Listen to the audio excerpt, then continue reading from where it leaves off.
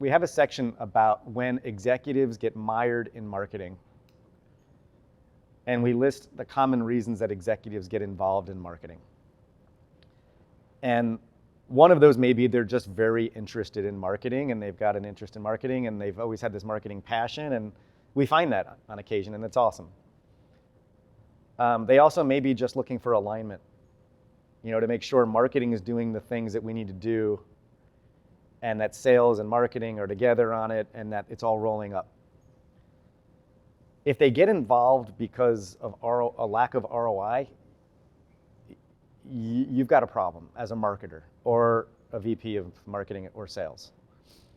Because now they're getting involved because they don't trust you, because you haven't met their expectations in the past. So now they're getting involved and getting into the weeds.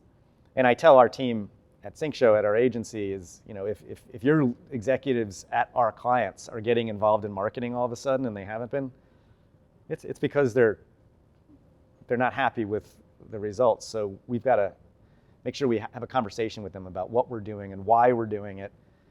And I think that's all leaders just want to have that trust. So, when you were a client of ours, we would tell you what we were doing and why we were doing it. And our plans and our strategies outlined all that. And I'm hoping that gave you a level of trust to say, all right, I might not understand all of this, which I did not. But they've got a plan. And the plan sounds legitimate. So it just allows you to let us do our job.